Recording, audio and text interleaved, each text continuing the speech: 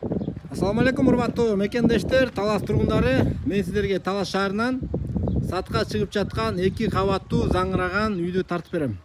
Анда эмесе жакшы үй алат элем дегендер бул видеону көрүңүздөр. Дареги Манас көчөсү 43. Тактап айтканда, мына ушул Пушкина көчө менен Манас көчөсүнө келип күн батышты көздөй кайрылганда, оң тарапта 5-там. Мынакей ушул тамды мен сіздерге азыр ичин барын тартып көргөзүп берейин. Видеодан алыстабай, видеого лайк басып коюңуздар. Мынакей туугандар, бисмилла деп киргенде эле эшин алын барын өзүңүздөр көрүп атасыздар. Баары бурчаткаланган, тегереги ушундай лист менен тозулган. Бул жактарына ушундай бир өтө аккуратный кылып лотоктон коюлган. Бул жагын барын өзүңүздөр дизайн көрүп атасыздар. Кирип келгенде эле ушундай роза гүлдөр менен костолгон, алмабактар тигилген, алчалар жана бул жагынан гараж, тамдын подвалы, гараждан үйгө да кирип кете турган жолдору бар экен. Анда эмесе ичине кирип тартып берели. Туугандар, сырткы фасадын караңыздар. Мраморный крошка менен жакшы вид чыккан.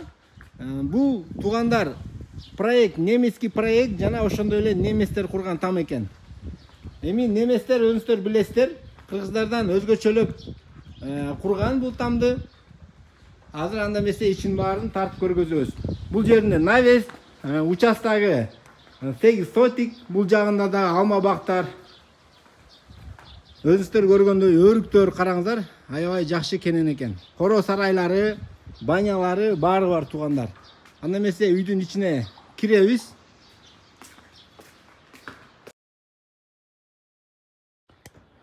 Мына бисмилла деп кирип келгенде эле туугандар, бул жеринде караңыздар, өтө бир өзгөчөлөнгөн там экен.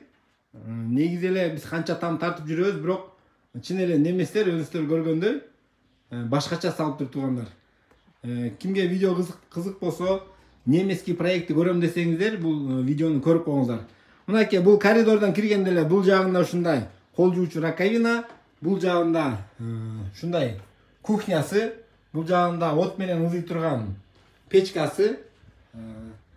Бул жагында болсо ушундай кыргыз бөлмө кылып ушул жерге атайын жасатканбыз дейт.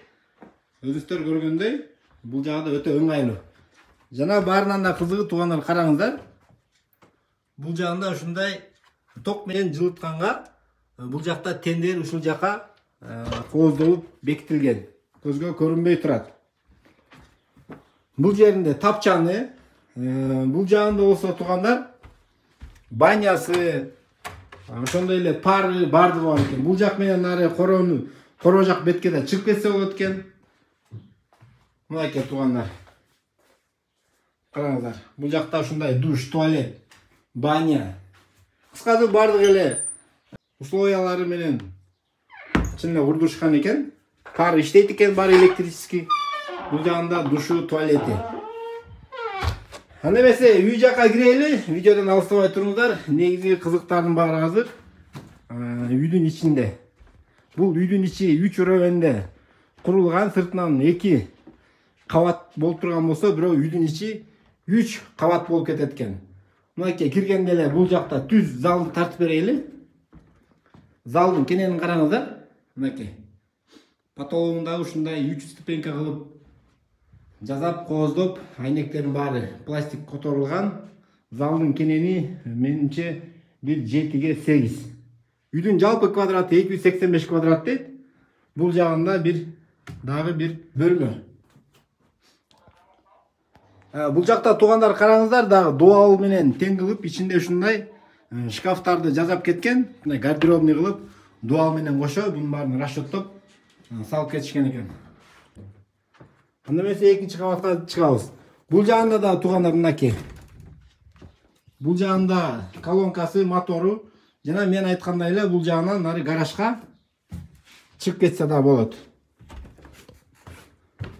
Экинчи кабатка көтөрүлүп баратабыз. Мен бая сиздерге айтып аттым го 3 уровеньде деп. Мынакей караңыздар, сыртынан 2 кабат, бирок үйдүн ичи 3 этаж, 3 кабат. Экинчи кабатта ушундай бир жакшы уютный холл, балкону менен. мынакей потолоктордун баары ушундай кара түстө натяжной потолок тартылып, бул жактарында да айтып өткөндөй эле дуал менен ичине киргизип ушундай жакшы даяр кылып эле мебелдерин, шкафтарын кошо расчеттоп кеткен. Балконго да чыгып кетет экен. Мынакей туугандар. Караңыздар. Анда эмесе биз 3-чү кабатты нестерге тартып берейин. 2-чи кабатта болгон ушул бир жакшы чоң бөлмө холл. Бул жерде караңыздар. 3-чү кабатка көтөрүлүп бараткан жери дагы бул жерин бир өзгөчөлүп эркерде ушундай жасаган экен. Мына туугандар, 3-чү кабатта ушул баардыгы фото обой эмес, бунун баары колго тартылган 3D ушундай жакшы рисунок чыккан потолоктон баштап. Бул үстүнкү кабатта 3 спальный бөлмө бар экен. Жакшы түстө необычный болуп краскаланган. Кийинки бөлмө мынакей, бул жакта дагы бир ушундай спальный бөлмө.